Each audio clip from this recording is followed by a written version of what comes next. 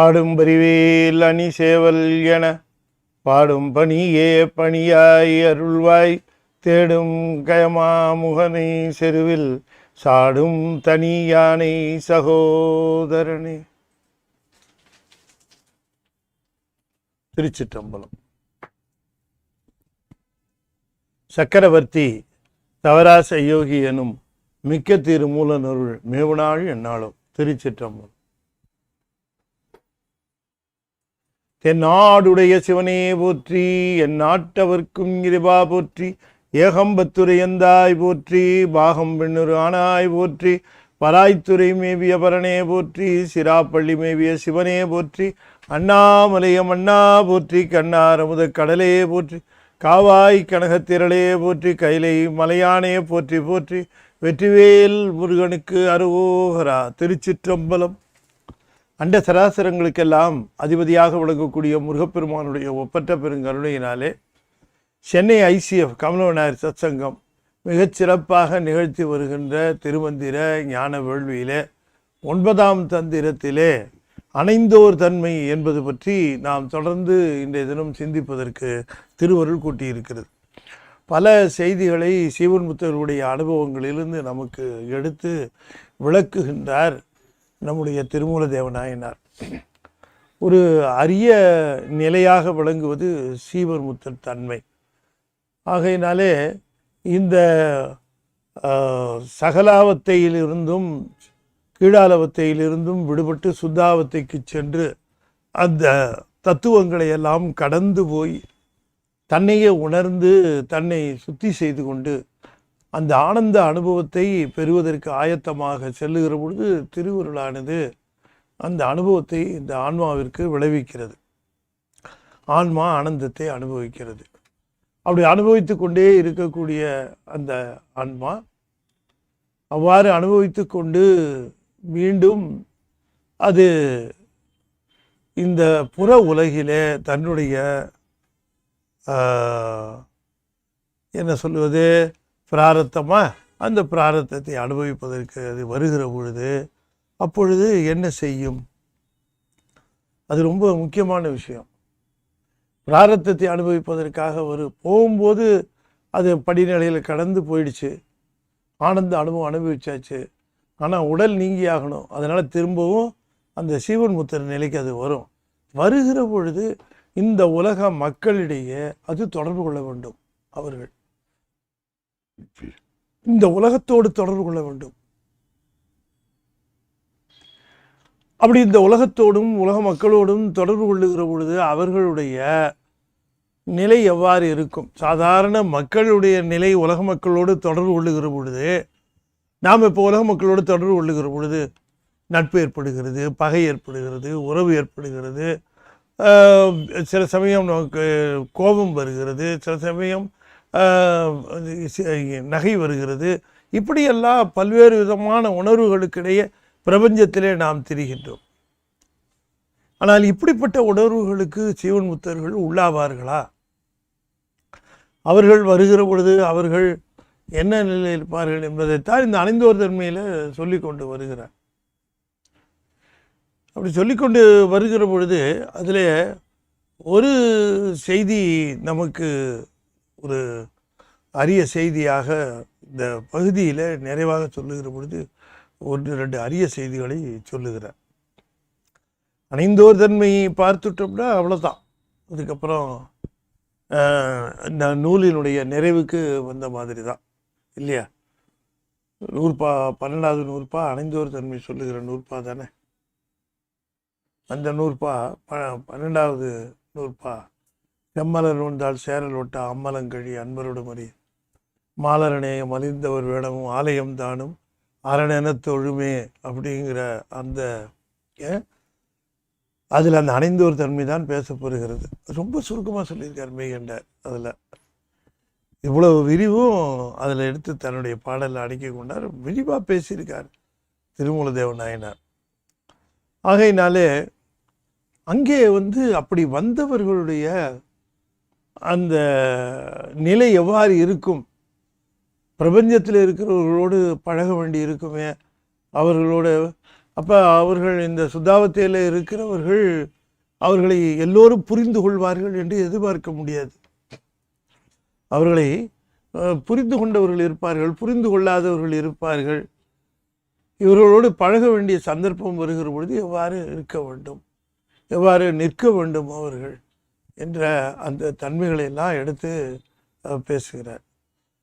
அதை சொல்லுகிற பொழுது ஒரு பாடல், ஒரு தெளிவாக ஒரு பாடலை சொல்லுகிறார்.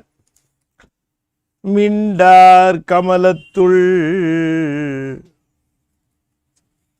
அங்கி மிகச் சென்று,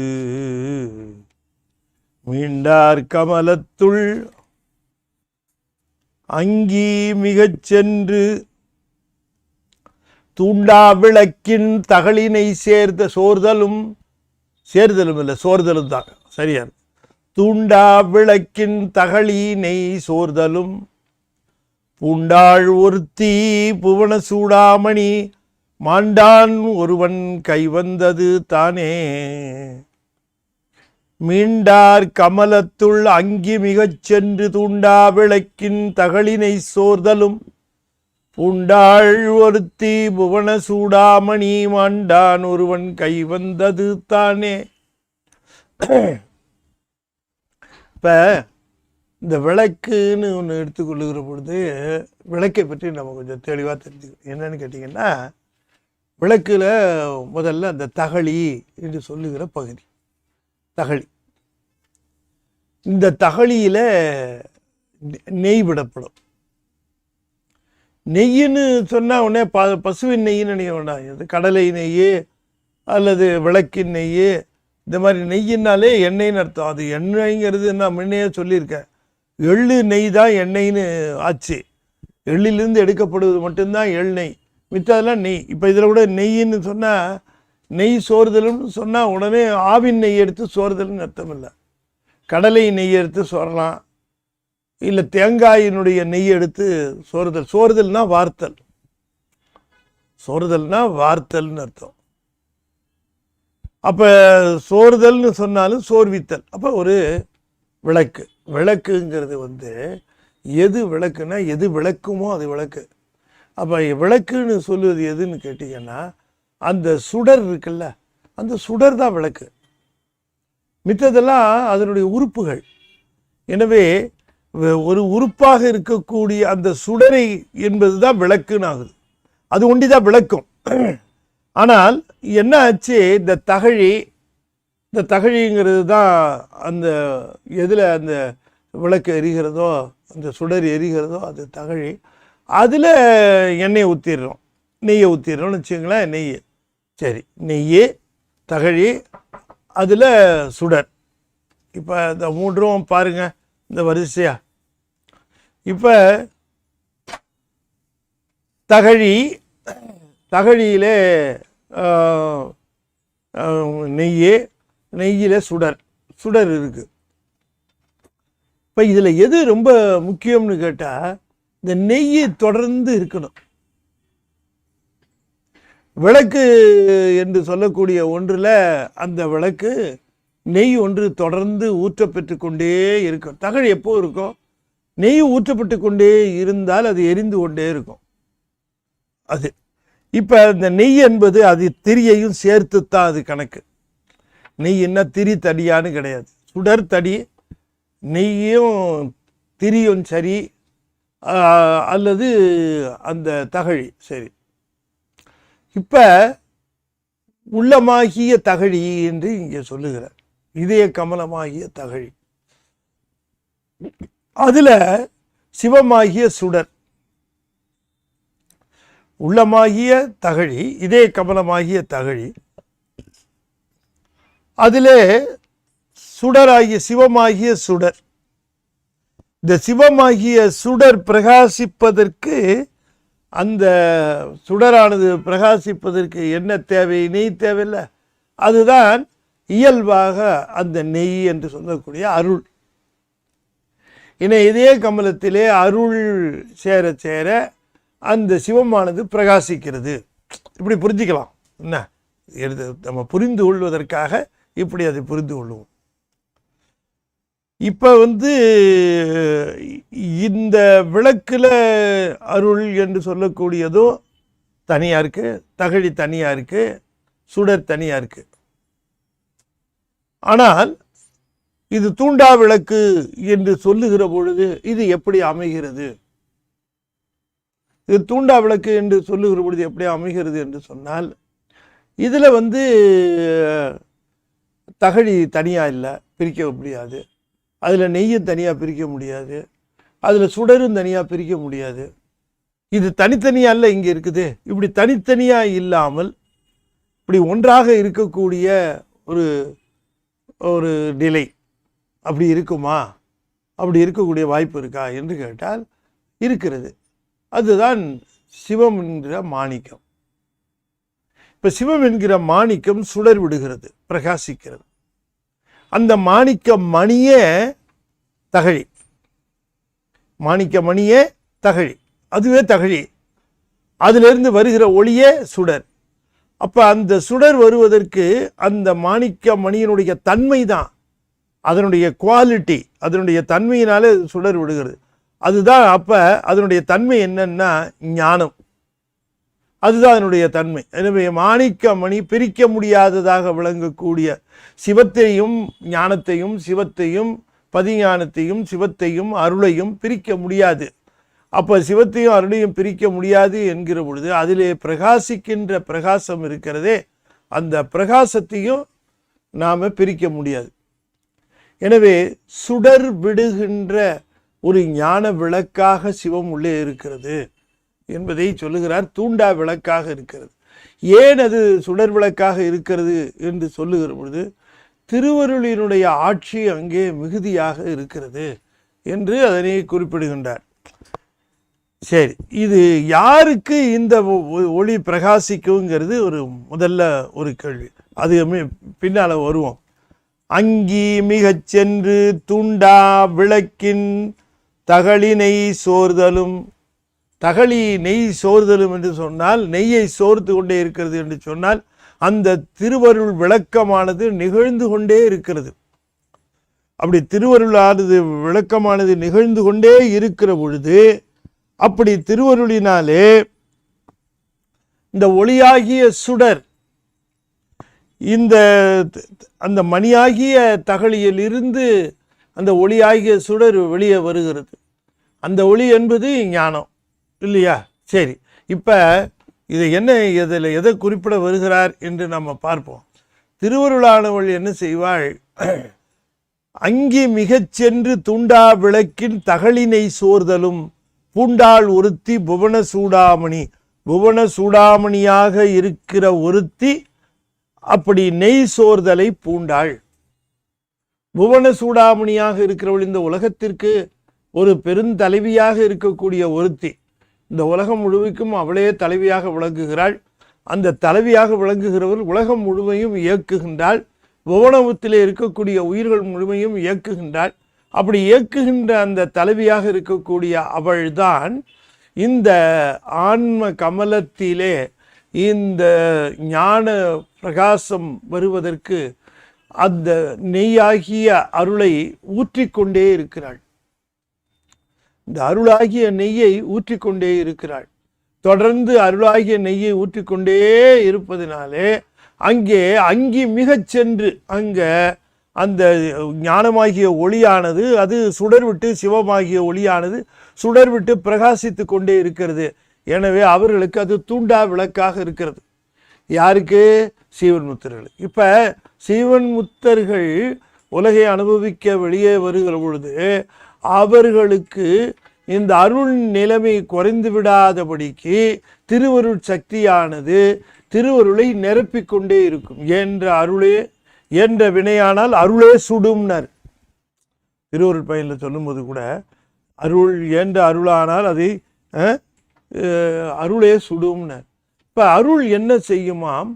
இந்த சீவன் முத்தர்களுடைய அவருடைய உள்ளத்திலே அவர்களுடைய அந்த அறிவிலே, உள்ளம் என்பது இங்கே ஆன்மா, ஆன்மா என்பது அறிவு, அந்த அறிவிலே திருவருளை நிரப்பிக்கொண்டே இருக்கும், நிரப்பிக்கொண்டே இருக்கும். அப்போ சீவன் முத்தர்கள் என்பவர்கள் சிவானுபவத்தை அனுபவித்துட்டு இந்த உலகிலே வருகிறவர்கள் அவர்களுக்கு உள்ளம் முழுவதும் திருவருளானது பொங்கி வழிந்து கொண்டே இருக்கும், திருவருளானது நிறைந்து கொண்டே இருக்கும், திருவருள் சக்தி அவர்களுக்கு பெருகி கொண்டே இருக்கும். எனவே திருவருள் கொண்டு போய் ஆனந்த நிலைக்கு, அதாவது துரிய நிலையிலிருந்து துரியாதீத நிலைக்கு அழைத்து சென்று ஆனந்த அனுபவத்தை அனுபவிக்க வைக்கிறது. அதுதான் ஆனந்த அனுபவத்தை அனுபவித்து விட்டு பிறகு வந்த பிறகு அது தக்க காவலோக அந்த தக்க நிலையிலே அந்த அத்தனை விதமான அருளையும் வழங்கி கொண்டிருக்கும், அத்தனை விதமான அருளையும் வழங்கி கொண்டிருக்கும். இப்போ அத்தனை விதமான அருளையும் வழங்கி கொண்டு இருக்கும் என்று சொன்னால் இந்த அருள் என்பது இனிமேல் இந்த சீவன் முத்தர்கள் தேடி போகிற ஒன்றாக இருக்காது. முன்ன தேடி போகிற ஒன்றாக இருந்தது.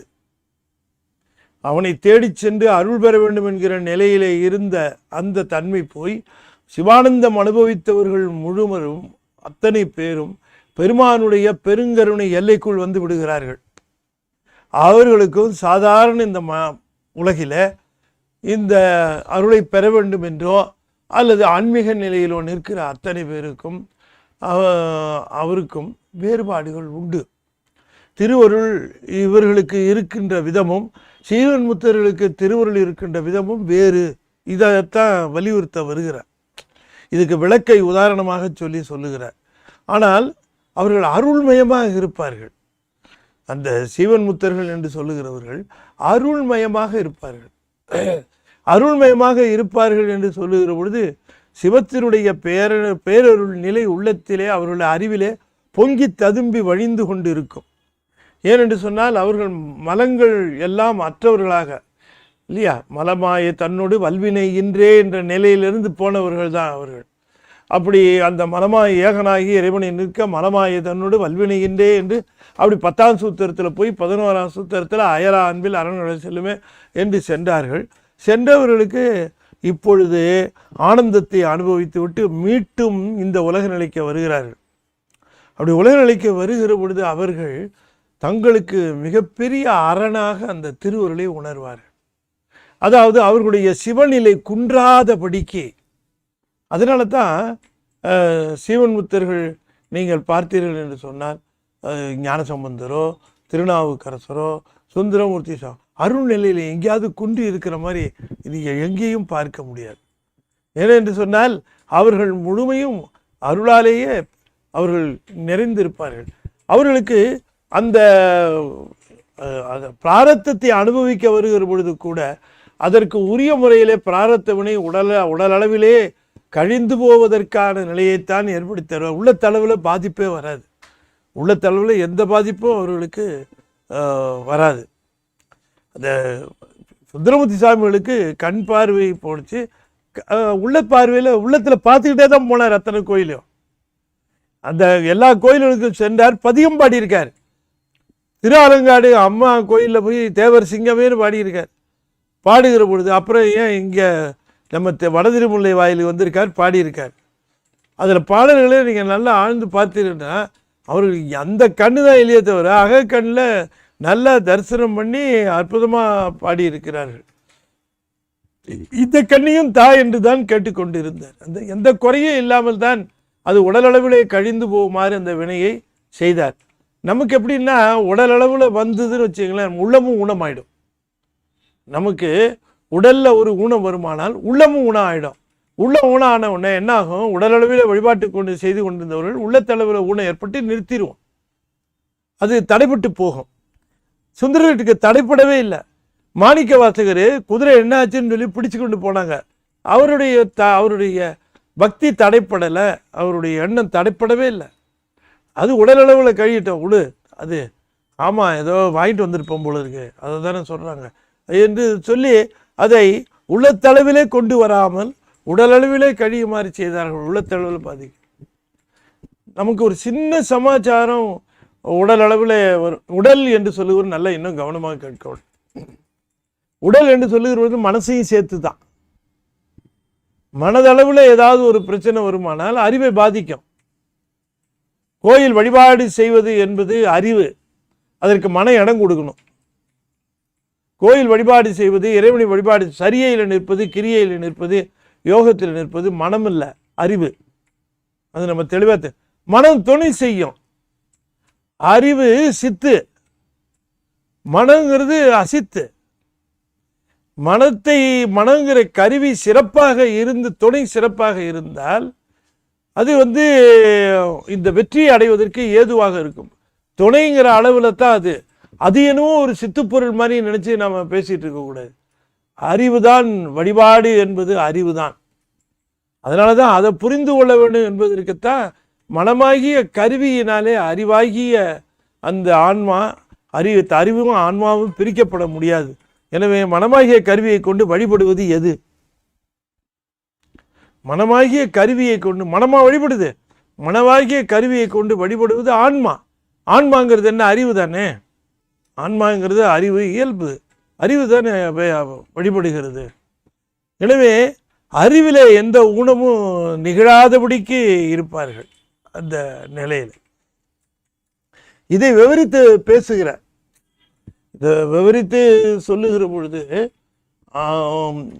அந்த சீவன் முத்தர்கள் அவர்கள் அந்த அருள் நிலை ஆனந்தத்தை அனுபவித்து விட்டு வந்த பிறகு, இப்போ ஆனந்த நிலையை அனுபவித்துட்டு வந்த நிலை இப்போ மணிவாசகர் எடுத்துக்குவோம். திருப்பெருந்துறையில் வந்தார், அறுவகை தீட்சையும் பண்ணார், எல்லாத்தையும் கொடுத்தார். வந்தது சிவபெருமான் நல்லா தெரிஞ்சுது. தில்லைக்கு வான்னு சொன்னார். எல்லாத்தையும் முடிச்சுட்டு அவர் கிளம்பி போயிட்டார். இங்கே இருக்க வேண்டியதாக இருந்தது. ஆனால் அவர் அறுவகை தீட்சையும் கொடுத்த பிறகு அவர் உடனே கிளம்பி போகின அந்த நிமிஷத்திலேயே மணிவாசகர் உலக நிலைக்கு வந்துட்டாரான்னு கேட்டால் இது யோசிக்க வேண்டிய ஒரு விஷயம். ஏன்னு கேட்டால் ஆனந்த நிலைக்கு போயிட்டார். அந்த ஆனந்த நிலையிலே அந்த இன்பத்தை அனுபவித்தார். அந்த ஆனந்தத்தை அனுபவித்தார்னு பல சமயங்கள்லையும் சொல்லுகிறார். எப்பொழுது ஆனந்தத்தை அனுபவித்தார்? யோசிக்கணும். ஆனந்தம் அனுபவித்தது எப்போ? அவர் பார்க்கும்போதா, அவர் பேசும்போதா, அவர் தீட்சை கொடுக்கும்போதா? இல்லை, அதுக்கப்புறம் ஏற்படுகிற நிலை ஆனந்தம். அதிலிருந்து திரும்பவும் மீண்டு வந்த பொழுது தான் குதிரை சமாச்சாரம். இதை நம் நன்றாக புரிந்து கொள்ள வேண்டும். எனவே சீவன் முத்தர்கள் அந்த ஆனந்த நிலையிலிருந்து அருள்நிலைக்கு வந்த பிறகு அவர்களை முழுமையாக தன்னுடைய காப்பிலே, பாதுகாப்பிலே எடுத்துக்கொள்ளுகிறார். அந்த அருள்நிலை அவர்களை தவறாமல் காத்து நிற்கிறது. அவர்களுடைய அறிவுக்கு எந்த விதமான அந்த சேதாரமோ அல்லது எந்த விதமான துன்பமோ வந்துவிடாதபடிக்கு அதை காத்து கொண்டே இருக்கிறது. உடலளவிலே அவர்களுக்கு எந்த இது நினைந்தாலும் ஆகாமியம் ஏற்படாமல் அவர்களுக்கு அந்த அறிவிலே அருளானது பொங்கி ததும்பி வழிந்து பூரணமாய் என்று சொன்னாரே, அது நிகழ்ந்து கொண்டே இருக்கும். அது நிகழ்ந்து கொண்டே இருக்கும். எனவே அவர்கள் திருவருளை விட்டு பிரிவதே இல்லை. அவர்கள் திருவருளை விட்டு பிரிவதே கிடையாது. ஆகையினாலே அறிவிலே அவர்களுக்கு எந்த விதமான நிலையும் இல்லாமல் சிவம் சுடர்விட்டு பிரகாசித்து கொண்டே இருக்கும். அதனால் திருவருள் சக்தியானது தன்னுடைய காவலிலே அவர்களை வைத்து கொண்டு எத்தனையோ இடையூறுகள் நிகழ்ந்தாலும் கூட அப்பருக்கு என்னென்னலாம் நடந்தது சொல்லுங்க. அப்பர் சுவாமி அங்கே அவருக்கு அந்த இதில் வயிற்று நோவு நீங்கின பிறகு அவர் ஒரு பேரானந்தத்தை அடைந்தார். கூற்றாயினவாறு பாடி முடித்த பிறகு அவர் அடைந்தார் ஒரு பேரின்பம். இந்த பேரின்பத்தை அடைந்ததுனால தான் அவர் என்ன சொன்னார், இந்த பேரின்பம் வரும்னு தெரிஞ்சிருந்தா அந்த கூற்றாயினவாறு விளக்குகளில் கொடுமை பெற செய்தன நான் அறியேன் என்று சொன்னாரே, அந்த சூளை நோய் கூற்றுவன் போல் வந்தது என்று சொன்னாரே சூளை நோய், அந்த சூளை நோயை நான் வணங்குகிறேன் என்று சொன்னால் எனக்கு இந்த சீவன்முக்தி நிலையாக இருக்கக்கூடிய தாண்டி பரமுக்தி நிலையாக இருக்கக்கூடிய ஆனந்தத்தை அனுபவிக்கக்கூடிய நிலை வந்து விட்டது. அவர் ஆனந்தத்தை அனுபவித்தார். வயிற்று நோவு நீங்கியது மட்டும்தான் நம்ம கருத்து என்று எடுத்துக்கொள்ளக்கூடாது.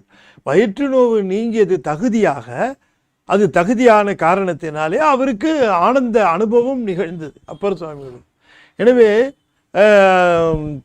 திரு அதிகை வீரட்டானத்திலே அப்பர் சுவாமிகளுக்கு சூளை நோய் தீர்ந்தது. அதனாலே அவர் பெருமானிடம் அன்பு பார்த்து அவர் பதியம் பாடினார். இல்லை, அவர் அருள் நிலையிலிருந்து தாண்டி ஆனந்த நிலைக்கு சென்றார். ஆனந்த நிலைக்கு சென்று ஆனந்தத்தை அங்கே அனுபவித்தார். ஆனந்தத்தை அனுபவித்த பிறகு மீண்டும் அருள்நிலையில அருளானது பாதுகாத்ததுனால தான் அவருக்கு எத்தனையோ விதமான இடையூறுகளை பல்லவ மன்னன் செய்தான். எல்லாம் உடல் அளவில் கலைஞ்சிது. அவருடைய அறிவு திறத்தை இல்லையா, இல்லாட்டி சுண்ணாம்பு கலவையில் வச்ச உடனேயே மாசில் வினையும் மாலை மதியமும் வீசு தென்றலும் வீங்கிள வேணிலும் மூசு வண்டரை பொய்கையும் போன்றதே ஈசன் எந்தை இணையடி நிழலே. ஈசன் எந்த இணையடி நிழல்னா என்ன? திருவருள். நான் திருவருள் அல்லவா இருக்கிறேன், என்ன பண்ணும் அப்படின்னாரு. மாசில் வீணையும் மாலை மதியமும் வீசு தென்றலும் வீங்கிள வேணிலும் மூசு வண்டரை பொய்கையும் போன்றதே ஈசன் எந்தை இணையடி நீழலே. இது நல்லா யோசிச்சு பாருங்க. இந்த உணர்வெல்லாம் உடலுக்கா அறிவுக்கா?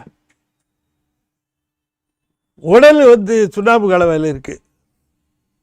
இனிமே உடம்பு இந்த சூழ்நிலையில் இருந்தால் தான் அதை அனுபவிக்கும். சுண்ணாம்பு கலவையில் இருக்கிற பொழுது உடம்பு இந்த துன்பத்தை இப்படி இன்பமாக நுகர்வது அந்த உடம்பா? இல்லை, அப்பர் சுவாமியுடைய அறிவு. அப்பர் சுவாமியுடைய அறிவு இப்போ அருள் திறப்பட்டு விட்டது, அருளினுடைய ஆட்சியிலே இருக்கிறது. இந்த அருளினுடைய ஆட்சியிலே இருக்கிற காரணத்தினாலே அவருக்கு இந்த கொடுமைகள் எல்லாம் அறிவில் துன்பமாகவே படவில்லை. நமக்கு எல்லாமே அறிவில் வருகிறது தான் இன்ப துன்பம். இன்ப துன்பம்ங்கிறது என்ன? ஆன்மா அறிவிலே படுவது. அதுக்கு ஆன்மாவை அறிவை விளக்கம் செய்வதற்காகவே இருப்பது தான் கலாதி தத்துவங்கள். கலாதி தத்துவங்கள், கலையாதி தத்துவங்கள் ஆன்ம அறிவை பக்குவப்படுத்தி வைத்தால்தான் தன்வேதனை காட்சி வரும். சித்தியாரிலேயே வருகிறது. நிர்விகற்ப காட்சி சபிகற்ப காட்சியாகி சபிகற்ப காட்சியாக இருக்கிறது தன்வேதனை காட்சியாக வேண்டும் என்றால், புருடனுக்கு அது போய் சேர வேண்டும் என்றால் குணத்தத்துவத்தோடு கலந்து அதை ஆன்மாவுக்கு தரணும். ஆன்மா ரிசீவிங் எண்டில் இருக்கு, அது வாங்கிறதுக்கு தகுதியோடு இருக்கணுமே. அது வாங்கிறதுக்குரிய தகுதி ஏன்? ஆன்மா அறிவை ஆணவ மலம் மறைச்சிக்கிட்டே இருக்கு. இப்போ இந்த கலையாதி தத்துவங்கள் அப்படி கொஞ்சம் கலைச்ச உடனே இது வாங்கிறதுக்கு ரெடியாக இருக்கும், வாங்கி அனுபவிக்கும். இனிமேல் அறிவு தான் அனுபவத்தை பெறுகிறது, அதை பார்க்கணும். ஆகையினாலே அன்பர்களே, இந்த இடத்துல சொல்ல வருகிற கருத்து என்ன அப்படின்னு கேட்டால், சொல்ல வருகிற கருத்து சீவன் முத்தர்களுக்கு எப்பொழுதுமே உள்ளத்திலே திருவருளானது பொங்கி வழிந்து கொண்டிருக்கும். அதை நெய்யாக பாவித்து சொல்லுகிறார். நெய் ஊற்றிக்கொண்டே இருப்பாள் அந்த தேவி, திருவருளான சக்தியானவள். அந்த விளக்கானது பிரகாசித்து ஒளிவிட்டு சிவமான ஒளியானது பிரகாசித்து விளங்க வேண்டும் என்பதற்காக தூண்டா விளக்காக அதிலே நெய்யை சேர்த்து கொண்டிருப்பாள் என்று ஒரு உருவகமாக சொல்லுகிறார். அது உருவகம்.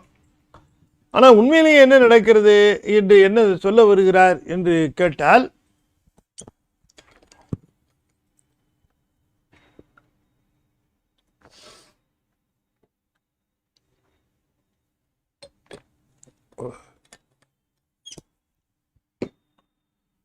உண்மையிலே என்ன சொல்ல வருகிறார் என்று கேட்டால், அருளின் ஆட்சியில இருந்து அருள் அவர்களுடைய அறிவை தக்கபடி பாதுகாத்து கொண்டிருக்கும்.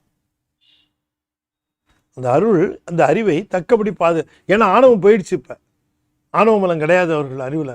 மாயே மலமாய தன்னோடு வல்வினை என்று அவர்கள் 10, 11, 12 நெருப்பால் சொல்கிறேன், சிவஞான போதத்தை சொல்கிறேன். அடிப்படையாக அது கொஞ்சம் தெரிஞ்சு இருக்கிறதுனால அது சொல்கிறேன், உங்களுக்கு அது தெரியுங்கிறதுனால. ஆகையினாலே இந்த இடத்துல விளக்கு போலவும், அந்த விளக்கில் அது சுடர் விடுவது போலவும், அந்த சுடரானது கொஞ்சம் கூட தன்னுடைய ஒளியில் மங்காமல் இருப்பதற்கு நெய் சேர்ப்பது போலவும் அதை ஒரு பெண்ணானவள் செய்து கொண்டே இருக்கிறாள். அதனால் அந்த விளக்கினுடைய ஒளி சுடர் குறையாமல் இருக்கிறது அப்படின்னு ஒரு உருவகத்தில் சொன்னாலும், இது என்ன குறிக்கிறது என்று சொன்னால், ஆன்ம அறிவிலே திருவருளை நிரம்பவும் திருவருள் சக்தி பெய்து அதனை பாதுகாத்து கொண்டு இருக்கும். சிவத்திலிருந்து பிரிக்கப்பட முடியாதது திருவருள் சக்தி. எனவே அவர்கள் சீவன் முத்தர்கள் என்பது அருள் நிலையிலேயே விளங்குவார்கள். அவர்கள் அருள் நிலையில் விளங்குவதை துரிய நிலை என்று சொல்லிவிடக்கூடாது. அந்த துரிய நிலையை இதற்கு உதாரணமாக சொல்லக்கூடாது. துரியம் வேற, அது துரியாதீதம் போவதற்கு முன்பாக அவர்கள் இருந்த நிலை. துரியம் வேற. துரியத்தில் இருப்பவர்கள் சிவன் முத்தர்கள் அல்ல. துரியாதீதம் போய் திரும்பவும் மீள வருகிறவர்கள் தான் சிவன் முத்தர்கள். அவர்கள் தான் அணைந்தோர். அவர்களை பற்றித்தான் நமக்கு இப்ப பேச்சு. இதைத்தான் சொல்லுகிறார். இப்ப யாருக்கு இவ்வாறு நிகழும் அப்படின்னு கேட்கிற பொழுது, எல்லோருக்கும் இப்படி திருவருட் சக்தியானது நிகழுமா? இப்படி திருவருட் சக்தி அவர்களுக்கு சீவனுடைய அந்த ஆன்மாவினுடைய அறிவில் திருவருட் சக்தி இப்படி பாதுகாத்து இருக்குமா? அப்படியே அவருடைய அறிவை என்று கேட்டால், சீவன் முத்தர்களுக்கு அப்படி நிற்கும். சீவன் முத்தருடைய தகுதி என்ன? அவர்கள் மீண்டார். சீவன் முத்தர்களுக்கு அவர்களுக்கு என்ன பேர் கொடுக்கிறார் அப்படின்னா மீண்டார். மீண்டார் என்று சொன்னால் இந்த பசுத்தன்மையிலிருந்தும் பாசத்தன்மையிலிருந்தும் மீண்டார். அவர்கள் மீண்டு விட்டார்கள். அதைத்தான் திரும்பவும் நான் அப்பவும் சொன்னேன், மலமாயை தன்னோடும் வல்வினை இன்றே என்று குறிப்பிட்டேன். மீண்டார் இதய கமலத்துள், இதயம்னு சொல்லலை, மீண்டார் கமலத்துள்னர். அந்த மீண்டாருங்கிறது எதை குறிக்கிறது? 10வது நூற்பாவில் சொல்லுகிற பொழுது ஏகனாகி இறைவனி நிற்க, இல்லையா? அவனே தானே ஆகி அந்நெறி ஏகனாகி இறைவனி நிற்க என்ன சொல்லுகிறார்? மலமாயை தன்னோடு வல்வினை என்றே. அப்போ மலமாயை தன்னோடு வல்வினை என்று என்றால் ஆணவ மலம், மாயாமலம், கண்ம மலம் இவற்றினுடைய ஆக்கிரமிப்பத்தில் இருந்து மீண்டார். மாயாமலம் கண்ம மலத்தை ஆக்கிரமிப்பில் இருந்து மீண்டார்னா ஆணவத்திலிருந்து மீண்டிருக்காருன்னு அர்த்தம். ஒருத்தர் ஆணவத்திலேருந்து மீண்டிருக்கார் அப்படின்னு சொன்னால், அவர் ஒருத்தர் டிகிரி வாங்கிட்டாருன்னு சொன்னால் எல்லா சப்ஜெக்டும் பாஸ் பண்ணியிருக்காருன்னு தானே அர்த்தம். சார் அவர் எல்லா சப்ஜெக்டும் பாஸ் பண்ணியிருக்காரு, டிகிரி வாங்கியிருக்கார் அப்படி சொல்ல முடியாது. டிகிரி வாங்கினாரு, எல்லா சப்ஜெக்டும் பாஸ் பண்ணிட்டார். அப்படி மீண்டாருன்னா எல்லா பாசங்களிலிருந்து அவர் மீண்டார். அவருடைய கமலத்துள், கமலங்கிறது இங்கே அறிவு கமலம். அந்த அறிவிலே பிரகாசிக்கிறது. அறிவிலே அங்கி மிகச்சென்று துண்டா விளக்கின், அந்த அறிவானது விளங்கி தோன்றுமாறு தூண்டா விளக்காக அந்த அறிவிலே அருள்நிலையினாலே அந்த சிவமானது பிரகாசித்து கொண்டு இருப்பதனாலே, அந்த சிவமாகிய பதிஞானத்தினாலே இந்த அறிவு பிரகாசிக்கிறது. நல்ல கவனித்து, பளிங்கு தானே, இது சேர்ந்ததுனாலே பிரகாசிக்கும். இந்த அறிவு சிவம் என்கிற அந்த அருள்நிலை பிரகாசிப்பதுனாலே இதுவும் பிரகாசிக்கிறது. இது பிரகாசிப்பதினாலே இது மலமாயை தன்னோடு வல்வினை இல்லாத காரணத்தினாலே அதிலிருந்து மீண்டதினாலே அதிலே அங்கி மிகச்சென்றுனர். மிகச் செல்லுதல் இப்ப நமக்கும் தான் இருக்கு, விளங்கலையே. நமக்கு வெளிப்படுத்தி அது திருவருள் இருந்தாலும் நமக்கு அது ஓராதார் உள்ளத்துள் ஒளிக்கும் மொழியானே என்று மணிவாசகர் சொன்னார். அது செல்லலை. எனவே இவர்களுக்கு அங்கி என்று சொன்னால் சுடர். இந்த சுடரானது சென்று பசுவினுடைய அறிவை பிரகாசிக்க வைக்கிறது. அப்படி பிரகாசிக்க வைக்கிற பொழுது என்ன நிகழ்கிறது என்று சொன்னார், மாண்டான் ஒருவன் கை வந்தது தானே என்றார். மாண்டான் ஒருவன் கை வந்தது தானே என்று சொன்னால், மாண்டான் என்று சொன்னால் மாட்சிமிக்க ஒருவன் அர்த்தம். மாண்டான் என்று சொன்னால் மாட்சிமை பொருந்திய ஒருவன், சிறப்புமிக்க ஒருவன். அப்படி ஒருவன் கை வந்தது தானே என்றதுன்னா அவனுடைய அந்த கைவன்மை இனிதாக தெரிந்தது. கை வந்தது என்று சொன்னால் அவனுடைய கைவன்மை அது மிக தெளிவாக இனிமையாக புரிந்தது என்று சொல்லுகிறார். அப்படின்னா என்ன அர்த்தம்னு கேட்டால், இப்போ ஒரு செய்தி என்னன்னு கேட்டிங்கன்னா, முந்தின பாட்டில் கூட பார்த்தோம். என்னன்னு கேட்டால், தன் செயல் இல்லாமல் நடக்கின்ற செயல்களெல்லாம் திருவருட் செயல்களாகவே நிகழ்கின்றன என்று சொல்லுகிறது. எப்படி நிகழ்கிறதுங்கிறதை இங்கே எடுத்து சொல்லுகிறார். இந்த அறிவுக்கு அந்த விளக்கம் விடும். ஏன்னா இந்த ஒளியில் அருள் ஒளியில் பார்க்கிறார், திரோபவ ஒளியில் பார்க்கல, அருள் ஒளியில் பார்க்கிறார். அருள் ஒளியில் பார்க்கறதுனால தெள்ள தெளிவாக தெரியுது, எல்லா செயல்களும் திருவருளினாலே நிகழ்கின்றன. அதனை கொண்டு செய்கின்றவன் சிவபெருமான் தான். எனவே சிவபெருமான் ஒருவன் தான் முழுமையாக பிரபஞ்ச இயக்கத்திற்கு காரணமாக விளங்குகிறான் என்பது தெரிகிறது. மாண்டான் ஒருவன் கைவந்தது தானே. கைவந்தது தானே என்று சொன்னால் அவனுடைய இயக்க வன்மை, அவனுடைய இயக்க சிறப்பு, அவனுடைய அந்த இயக்கத்தினுடைய ஆற்றல் இது தெரிய வந்தது என்று குறிப்பிடுகின்றார். இப்போ அந்த திருவருள் நிலையில அந்த சீவன் முத்தர்கள் அப்படி வெளியில் வந்ததுக்கு பிறகு முழுமையாக பாதுகாத்து அது நிற்கும். அந்த முழுமையாக பாதுகாத்து நிற்கும். அதாவது சாதாரணமானவராக போய்த்தான் பதவி ஏற்பார்கள். அது வரைக்கும் சாதாரணமானவங்க. பதவி ஏற்ற உடனேயே, அமைச்சராக பதவி ஏற்ற உடனேயே கீழே இறங்கும் போதே போலீஸ் ப்ரொடெக்ஷன் வந்துடும். அதுக்கு முன்னால் போலீஸ் வரக்கூடாது. அதுக்கு முன்னால் பாதுகாப்போ மற்றதோ ஸ்பெஷல் ஏற்பாடோ அதெல்லாம் ஒன்றும் கிடையாது. இன்னும் சொல்லப்போனால் அரசு வாகனம் கூட, சட்டப்படி சொல்கிறேன், அரசு வாகனம் கூட கிடையாது. அந்த அமைச்சராக பொறுப்பேற்று பதவி பிரமாணம் செய்யப்பட்ட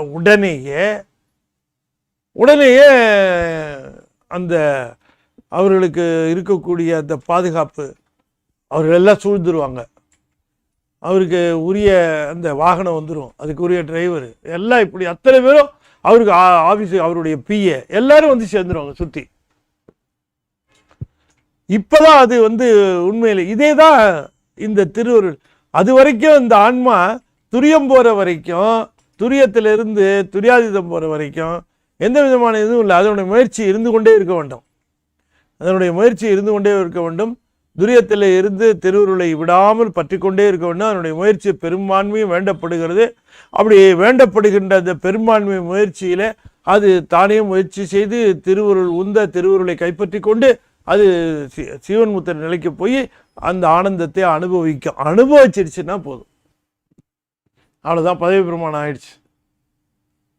வெளியில் வந்தால் அந்த சீவன் முத்தர்கள் சிவத்துடைய பாதுகாப்பு, அவர்கள் அதனை அந்த உயிர்களை சிவம் தன்னுடையவராக பாதுகாக்கும். அதனால தான் அவர்கள் என்ன சொன்னாலும் சிவன் சொன்னது.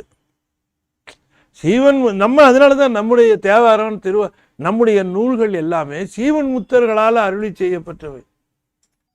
சும்மா வெறுமன எனக்கு பாடணும்னு தோணுச்சு, உடனே நான் உட்கார்ந்து பக்தி பாடல்களை எழுதுகிறேன், எனக்கு இது எழுதணும்னு தோணுச்சு உட்கார்ந்து எழுதுகிறேன், அப்படி அல்ல. அவர்களுக்கெல்லாம் அந்த உள்ளுணர்வோடு அவர்கள் செய்கின்ற செயல்கள் எல்லாம், அதனால எனதுரை தனதுரையாகன்னாரு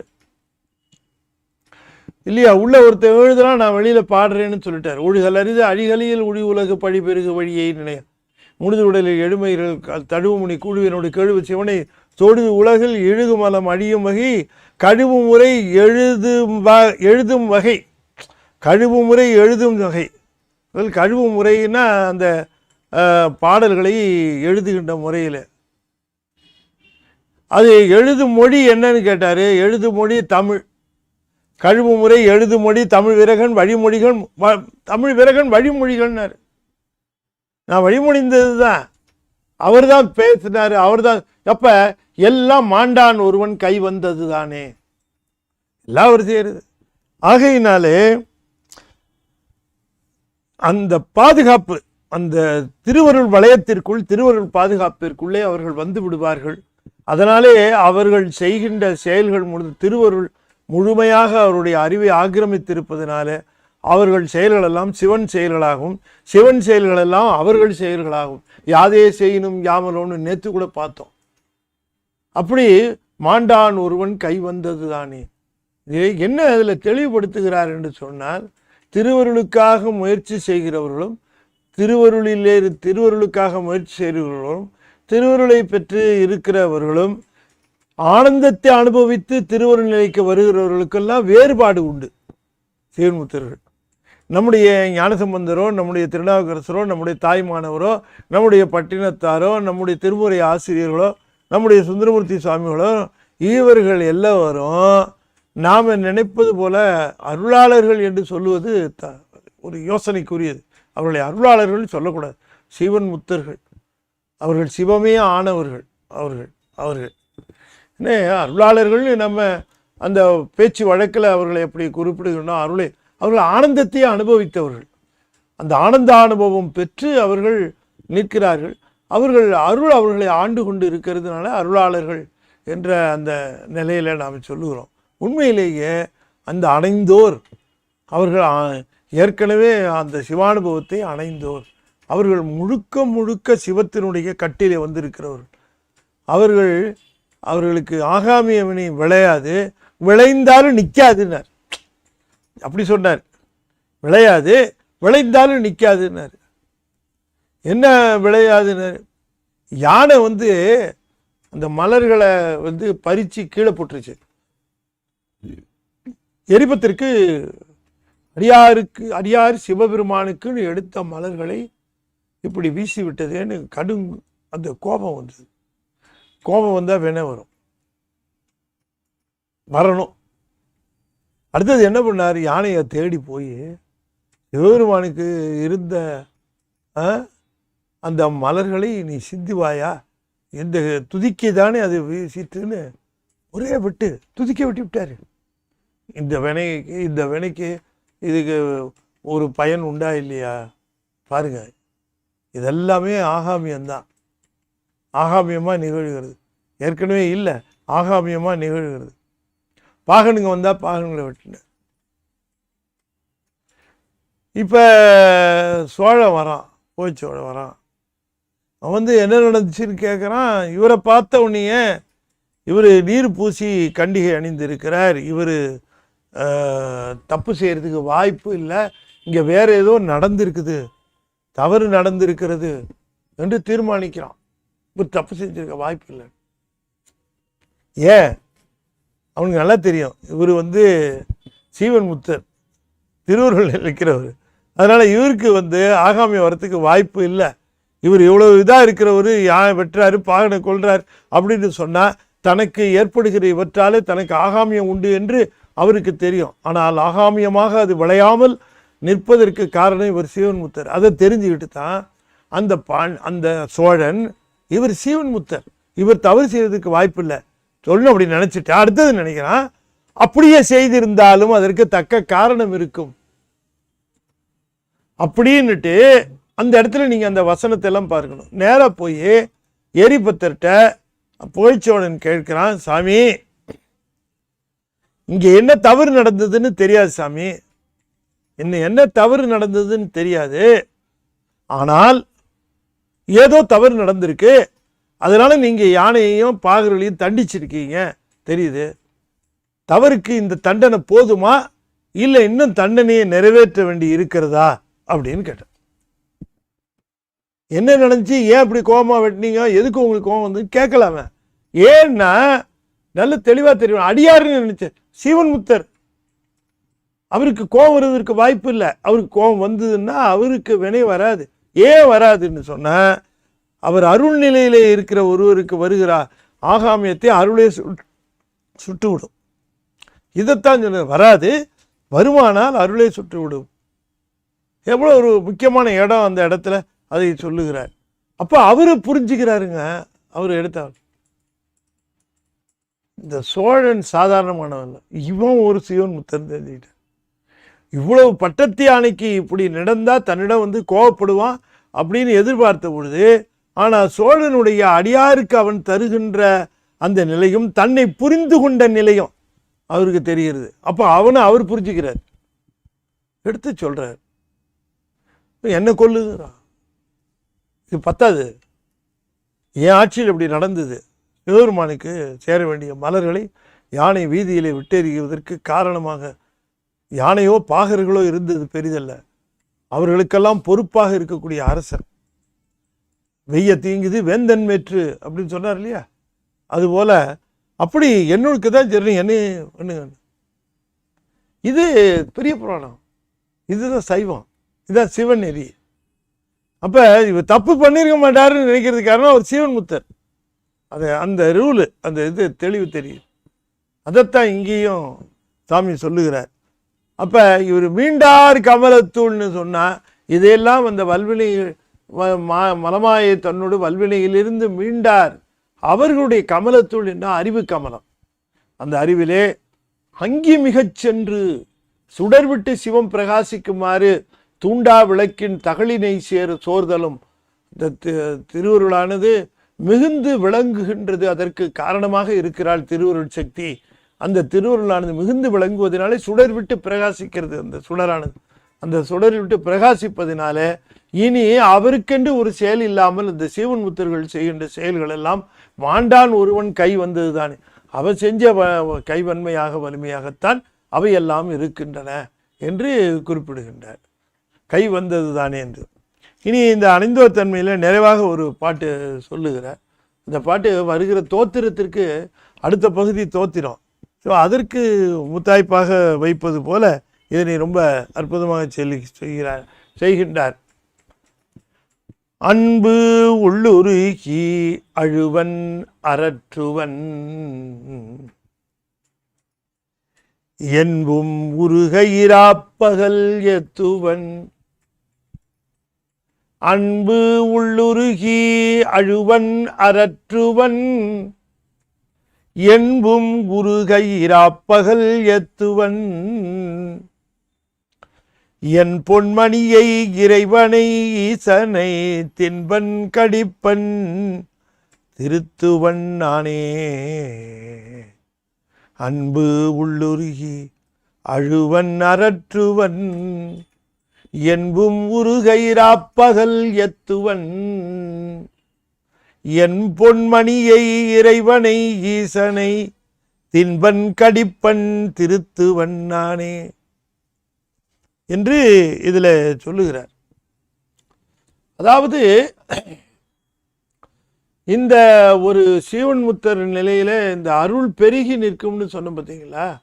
இந்த அருள் பெருகி நிற்கிற அந்த நிலையில அந்த அந்த சிவான்மா அது முத்தான்மாவா ஆகி சீவன் முத்தரா ஆகியிருக்கு அந்த ஆன்மா.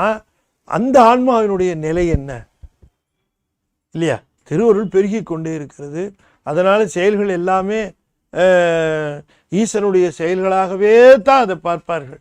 தன்னுடைய செயல்களாகவே அதை காண மாட்டார்கள். அப்படி இருக்கிற அந்த நிலையில அவர்களுடைய இயல்பு எவ்வாறு இருக்கும் என்பதை மேலும் தொடர்ந்து சொல்லுகிறார்.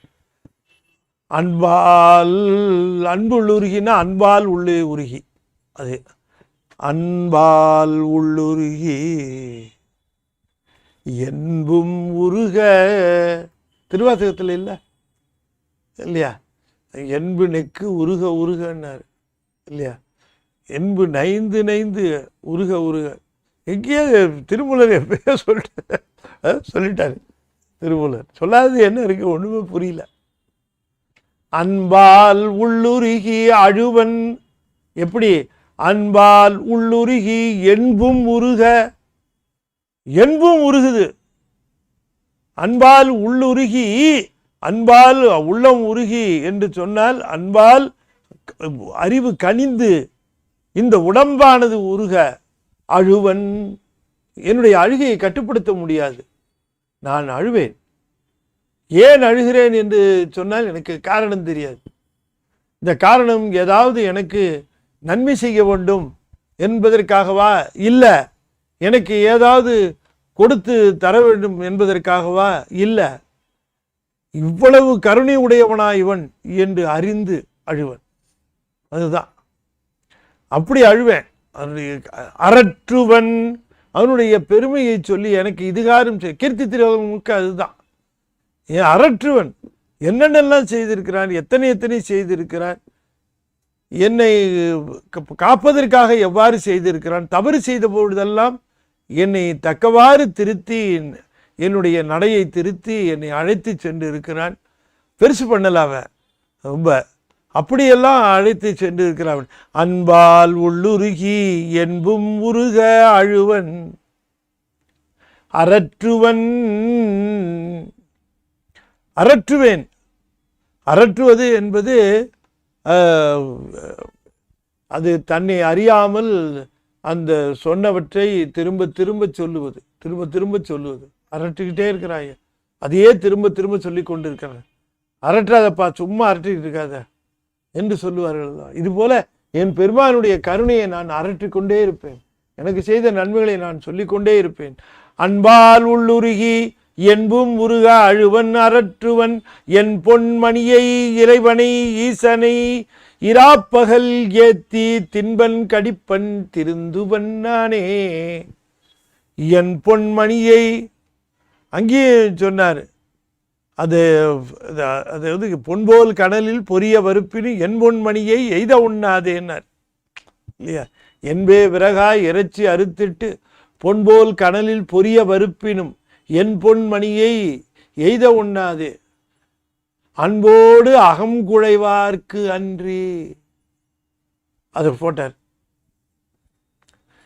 என்பே விறகா இறைச்சி அறுத்திட்டு பொன்போல் கனலில் பொரிய வறுப்பினும் அன்போடு அகங்குழைவார்க்கு அன்றி என் பொன்மணியை எய்த உண்ணாதே அப்படின்னு முன்னாலே சொல்லிட்டாரு திருமூலர். என் பொன்மணி, என் பொன்மணியை, இறைவனை, ஈசனை எல்லாம் சொல்லுகிறார். இறைவனை ஈசனை என்று சொல்லுகிறார். என் பொன்மணியை, எனக்கே உரிமையான பொன்மணி, அது எனக்கே உரிமையான பொன்மணி.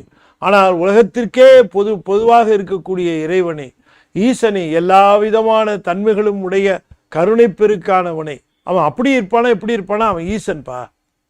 என்னங்க உங்க மணிங்கிறீங்க, உலகத்துக்கே பொதுவானவங்கிறீங்க. அவன் ஈசன், எப்படியும் இருக்கக்கூடிய வல்லமை உடையவன். என்னை பொறுத்த வரைக்கும் அவன் என் பொன்மணி.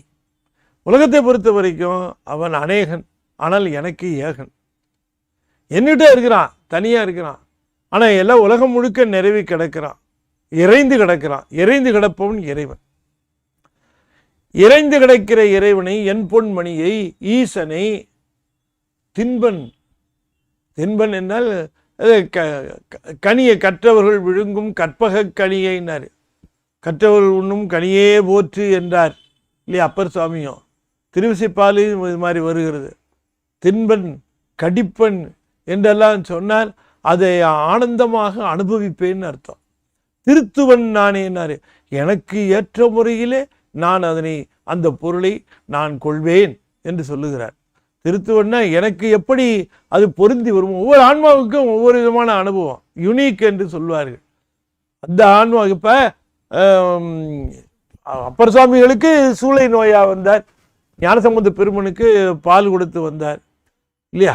இப்படி ஏன் இந்த வேறுபாடு என்று கேட்டால், அவரவர்களுக்கு உரிய முறையில் அவரவர்களை சிலருக்கு வேடுவராக வருவார், சிலருக்கு வலைஞராக வருவார். எப்படி வருவாருன்னா அந்தந்த நிலையில அந்தந்த நிலையிலே தகுந்தவாறு அந்த திருத்துவன் நானே என்று குறிப்பிடுகின்றார். எனக்கு ஏற்ற முறையில் இப்போ அதிபத்தர் என்ன பண்ணாரு? அவருக்கு அந்த மீன் தான் அவருக்கு, மீனால அவர் அதை அவருக்குன்னு அர்ப்பணம் பண்ணி அந்த மீனை சமர்ப்பணம் பண்ணி இதுதான் மீன் அப்படின்னு அர்ப்பணிச்சார். இந்த மீன் சிறப்பான மீன் சாமிக்கு அப்படின்னு விட்டார் இல்லைங்களா? அது அவருக்கு திருத்துகின்ற முறை. முருகனாயினார் என்ன பண்ணார்? எல்லா மலர்களையும் எடுத்து கோர்த்து சேர்த்து தொகுத்து, அது அவர். திருக்குறிப்பு தொண்டு நாயனார் என்ன பண்ணார்? அடியார்களுடைய ஆடைகளையெல்லாம் வாங்கி வெளுத்து கொடுத்து, அடியார்களையே சிவபெருமான நினச்சி அந்த ஆடைகளை வாங்கி வெளுத்து அதை கொடுத்து, அது அவர். இதுதான் திருத்துவன் நானே. நமக்கு உரிய முறையில் அந்த வழியை திருத்தி கொள்ளுதல், அந்த வழியில் நிற்பாவன். அதான் எனக்கு ஏற்ற முறையில் நான் அவனை தின்பன் கடிப்பன், அவனை அனுபவிப்பேன். அப்போ அவங்க எப்படி அனுபவித்தார்கள் என்று சொல்லுகிற பொழுது ஆனாய நாயனார் என்னங்க, மாடு மேய்க்கிறவர். அந்த குழல்ல 5 எழுத்த வாசித்து போயிட்டார், கிளம்பிட்டாரே. எங்கேயாவது சொல்ல முடியுமா? அந்த மாதிரி ஒரு மாடு மேய்க்கிற ஒரு திருப்புல்லாங்குழலை ஊதி சிவருமாட்டியே போய் சேர்ந்துருவாருன்னா பக்குவம். அதை உள்ள முழுக்க அன்பு மயமாக அந்த குழலை ஊதுகிற பொழுது, 5 எழுத்து வடிவிலே அதை ஊதினார் என்று சொல்லுகிற பொழுது, அது என்ன பொருள்னா, சிவத்தை உணர்ந்து, ஆன்மாவுக்கும் சிவத்துக்கும் இருக்கக்கூடிய தொடர்பை உணர்ந்து, பிரபஞ்சம் கழிக்கப்பட வேண்டியது என்பதை உணர்ந்து, பிரபஞ்ச தொடர்பெல்லாம் அற்றுப்போகுமாறும் சிவத்தோடு அன்பு பெருகுமாறும் வாசித்தார். அதுதானே அந்த மாதிரி ஒரு வாசிப்பை செய்தார். கிளம்பிட்டார். எனவே திருத்துவன் நானே என்ன பாருங்க, அங்கே அதான் ரொம்ப ஒரு முக்கியமாக எனக்கு ஏற்ற முறையில் நான் அவனை அனுபவித்தேன், எனக்கேற்ற முறையில் அவனை அனுபவித்தேன். இன்ன தன்மையில் என்று அறிவொன்னா எம்மானே, இன்ன தன்மையில் இப்படியெல்லாம் அவர் இன்பத்திற்குரியவராக இருப்பார் என்று சொல்ல முடியாது. ஆகையினாலே ஒன்று நன்றாக தெரிந்தது. அது என்ன இதில் குறிப்பாக சொல்லுகிறார் என்று சொன்னால், நான் சீவன்முத்தர் நிலையிலிருந்து அதாவது பரமுத்தர் நிலையிலிருந்து சீவன்முத்தர் நிலைக்கு வந்த பிறகு நான் அன்பால் உள்ளுருகி அழுவன் அரற்றுவன், என்பும் உருக அழுவன் அரற்றுவன், என்பொன் மணியை இறைவன், இப்படி கொண்டு கூட்டணும். அதை அன்பால் உள்ளுருகி என்பும் உருக அழுவன் அரற்றுவன், என் பொன்மணியை இறைவனை ஈசனை இராப்பகல் ஏத்தி தின்பன் கடிப்பன் திருத்துவன் நானே. இராப்பகல் ஏத்தி என்று சொல்லுகிறார். ஏத்துவன்கிறது ஏத்தின்னு எடுத்து, இராப்பகல் ஏத்தி என்று சொன்னால் இப்போ கடந்திருக்கிறார். இரவும் பகலும் கடந்த நிலை சீவன்முத்தர்கள். அவர்களுக்கு கீழாலவத்தையும் கிடையாது, மத்தியாலவத்தையும் கிடையாது. இந்த இராப்பகல்கிறது கேவலமும் சகலமும் இல்லைன்னு அர்த்தம். கேவல சகல நிலைகளை நீங்கி, அந்த நிலையிலே நீங்கி நான் என் பொன்மணியை நான் தின்பன் கடிப்பன் திருத்துவன் என்று எனக்கு ஏற்ற முறையிலே நான் அனுபவித்தேன். ஏனென்று சொன்னால் நான் அன்பை கொடுத்து இவற்றையெல்லாம் பெற்றேன். ஆகையினாலே அதில் ஒரு சின்ன செய்தி என்ன சொல்லுகிறார், இந்த இன்பம் என்று சொல்லுவது பெருகி கொண்டே இருக்கிறது இவர்களுக்கு. அந்த இன்பத்தை இவர்கள் சீவன்முத்தர்களாக இருக்கிறவர்கள் இப்பொழுது அன்பை பெருக்கி அந்த இன்பத்தை அனுபவிப்பார்கள். அந்த இன்பம் என்பது அயரா அன்பில் அரண்கடல் செல்லுமே என்பது போல திருவருட்பயனில் ஒரு அருமையான பாட்டு, ரொம்ப அருமையான பாட்டு. அதில் உமாபதி சிவா என்ன சொல்லுவார்னா, இன்பில் இனிது என்றல் இன்றுண்டேல் இன்றுண்டாம் அன்பின் நிலையே அது அப்படின்னு ஒரு பாட்டு. இன்பில் இனிதென்றல் இன்றுண்டேல் இன்றுண்டாம் அன்பின் நிலையே அது. அப்ப அதுல என்ன நமக்கு அதுல வருகிறது என்று சொன்னால், ஆனந்தம் வேணுங்கிறியா, அன்பின் நிலை இன்று உண்டேல் அன்பின் நிலையே அதுன்னு இருக்கு இல்லையா, அந்த அன்பின் நிலையே அது அன்பு நிலை, அன்பு நிலையே அது ஐன்னு சில பாடபேதம் இருக்கு. அன்பு நிலை இன்றுண்டேல், அது இன்றிண்டேல் இருக்கு, அது இன்றுண்டேல். அன்பு நிலை இன்று உண்டேல், அன்பு நிலை இன்று உண்டேல், இன்றிண்டேல் இருக்கு இல்லையா, அது இன்று உண்டேல்னு பார்த்தணும். இன்று உண்டேல் இன்று இருக்குமானால் உன்னுடைய அன்பு நிலை பெற்று உயர்ந்த நிலையிலே அது நிற்குமானால் இன்று உண்டேல். இன்பில் இனிதென்றல், எல்லா இன்பங்களை காட்டிலும் மிகப்பெரிய இன்ப நிலையாக இருக்கக்கூடிய அந்த சிவானந்தம் இருக்கிறதே, அது இன்று உண்டா, அது இன்னைக்கே உண்டு. அப்ப என்னைக்கு உனக்கு அன்பு நிலை பெற்று நிற்கிறதோ அந்த அன்றைக்கே உனக்கு இன்பமும் உண்டு, சிவானந்த இன்பமும் உண்டு. ஏன் அப்படின்னு கேட்டார், அன்பு நிலையே அது. திரும்பவும் சொல்லணும், அன்பு நிலையே அது. இன்பம் எப்படி வருகிறது என்று சொன்னால், உதாரணத்துக்காக நான் சொல்லுகிறேன், நீங்கள் தெரிந்து கொள்ள வேண்டும். இப்போ சூரிய ஒளியானது சந்திரனிலே படுகிற பொழுது அது குளிர்ந்த நிலவாகி வருகிறது. அதுபோல நம்முடைய அன்பானது, உதாரணத்திற்காக சொல்லுகிறேன், சூரிய எது சந்திரன் இதெல்லாம் கணக்கெடுக்காதீங்க. சூரியனுடைய ஒளி சந்திரனிலே படுகிற பொழுது குளிர்ந்த நிலவாகி வருகிறது. ஆனால் உண்மையிலேயே இது தட்பமான ஒன்று, அது அதுக்கு குளிர்ந்தது ஒன்று, அதெல்லாம் ஒரு பக்கம் இருக்கட்டும். ஆனால் இது போகிறது அது சந்திர ஒளியாக வருகிறது. அதே போல நாம் செலுத்துகிற அன்பு தான் நமக்கு மீண்டும் ஆனந்தமாக வருகிறது. இந்த அன்பின் மிக பெருக்கமே ஆனந்தம் அடைவதற்கு காரணமாகிறது. எனவேதான் அன்பையே நாம் திரும்ப திரும்ப வலியுறுத்துவதற்கு காரணம், அன்பு என்று சொல்லக்கூடிய ஒன்று ஆன்மாவிற்கு பெருகுகிற பொழுது அது ஒன்றுதான் இந்த இன்ப கிளர்ச்சியை ஏற்படுத்துகிறது. அன்பு இல்லாமல் இருக்கிற பொழுது சிவத்திடமிருந்து கிளர்ச்சி நிகழ்வதில்லை. என்கிட்ட இருக்கிற அந்த சிவமானது அது அங்கே இருக்கிறது. என்னுடைய அன்பு கிளர்ச்சி பெறச் செய்து சிவத்திடமிருந்து எனக்கு சிவானந்தத்தை விளைவிக்கிறது. எனவே அன்பு பெருகுகிற பொழுது அந்த அன்புதான் ஆனந்தமாக பெருகுகிறது. இதை நம்முடைய சைவ சித்தாந்தத்திலேயும் அதை குறிப்பிடுகிறார்கள். எனவே அதனால தான் அன்பு சிவம் இரண்டென்பர் அறிகிறார், அன்பே சிவமாவது ஆறும் அறிகிறார் என்று குறிப்பிட்டார்கள். அது மட்டுமல்ல, அன்பு இல்லாதவர்கள் சிவத்திடமிருந்து எந்த ஆனந்தத்தையும் எதிர்பார்க்க முடியாது. ஞானம் ஈசன்பால் அன்பேனர். அப்ப ஞானம் என்பதும் ஞானானந்தமாக இருக்கக்கூடியதும் நாம் ஈசன்பால் செலுத்துகிற அன்புதான் ஞானத்தையும் ஞானத்தால் விளைகின்ற ஆனந்தத்தையும் நல்கும். ஈரிலா பதங்கள் யாவையும் கடந்த இன்பமே. அடுத்தது ஒன்று சொன்னார், என்னுடைய அன்பே அப்படின்னார். ஈரிலா பதங்கள் யாவையும் கடந்த இன்பமே என்னுடைய அன்பேன்னார். என்னுடைய அன்பு. அப்ப மணிவாசகர் 100க்கு 100 சரியா சொல்லுகிறவர். ஆமா, அவர் சொல்றார், என்னுடைய அன்பு தானே இன்பமா விளைஞ்சுது. நான் உன் மேல அபரிமிதமா அன்பு செலுத்தினேன், அது இன்பமா விளைஞ்சுது. இந்த உலக நடையில நீங்க எவ்வளவுக்கு அன்பு செலுத்துறீங்களோ அவ்வளவுக்கு துன்பம் வந்துடும். ரொம்ப ஆபத்து அது. ஏன்னா அந்த பொருளோட தன்மை, சிவத்தோட தன்மை வேற.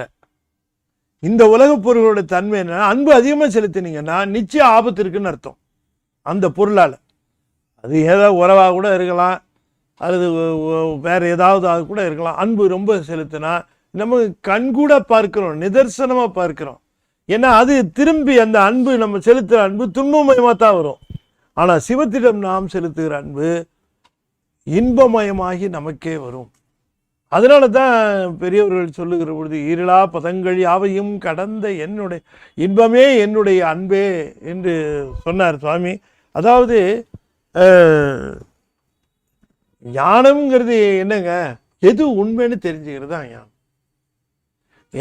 எந்த பொருளினுடைய இயல்பு, எந்த பொருளினுடைய தன்மை என்ன எப்படிங்கிறத தெரிஞ்சுக்கிறது ஞானங்கிறது.